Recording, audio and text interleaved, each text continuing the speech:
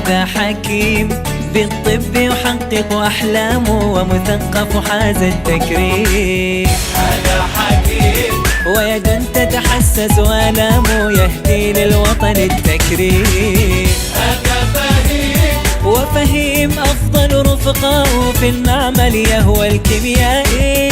هذا فهيم لم يكمل درب التعليم، سطحي الفهم سقيم. هذا حكيم بالطب يحقق أحلامه، ومثقف وحاز التكريم. هذا حكيم ويد تتحسس وآلامه، يهدي للوطن التكريم.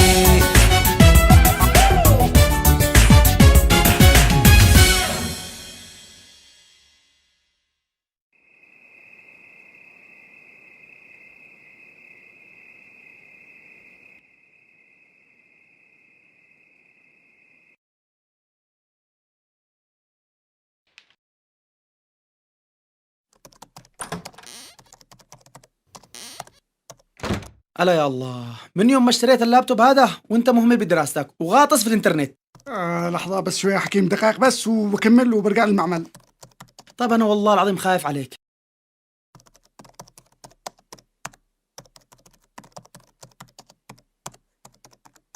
إيش رأيك بعد ما تكمل امتحانات سوي اللي تشتهي؟ اوف، طيب.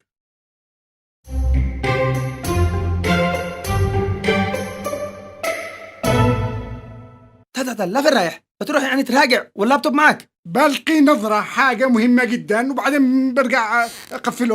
وعد.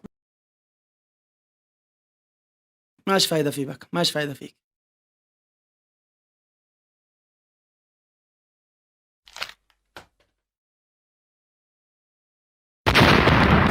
يلا سور، ايش هذا؟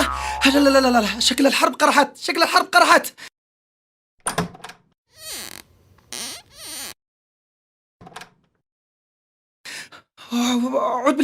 أعوذ بالله من الشيطان الرجيم. انت شكلك جني صح؟ لا شكلك جني. انا اعرف الجن. حكيم تعال يا حكيم. وكمان تعرف اسمي.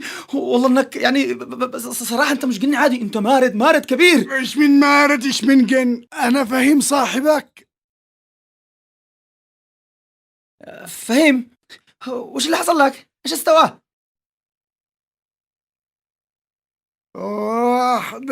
دلا يدك عنيف على وجهي يا حكيم. واحدة. بصراحة انت تستاهل، ده كله من اهمالك. جالس غاطس لي بالانترنت وسبت السائل الكيميائي فوق النار لما انفجر. أصلا كان في حاجة مهم جدا جالس أقرأها ونسيت. ايش هي دي الحاجة المهمة؟ شوف اقرأ. حركة الجهاد الإسلامية في أبين تطالب بتحكيم الشريعة الإسلامية. طيب وإيش فيها؟ مش احنا مسلمين؟ أكيد نحن مسلمين. ومش الأصل إنه الشريعة الإسلامية اللي تحكمنا؟ طبعا. خلاص إذا إخواننا المجاهدين هناك يطالبوا بتحكيم شرع الله. يا عديم، مفهوم الشريعة الإسلامية مفهوم كبير جدا، وتجسيده في مجموعة تصرفات لمجموعة من الناس ظلم كبير للإسلام. وطبعا نحن كلنا نشتي الإسلام يحكمنا، بس الإسلام بمفهومه الحقيقي، إسلام العدل وحفظ حقوق الناس، مش القتل والعدوان. والله في كتابه العزيز يقول: ومن أحياها فكأنما أحيا الناس جميعا. وأنا قد قلت لك يا فهيم، بس أنت شكلك تنسى. إيش قلت؟ صح، وافهم دينك صح.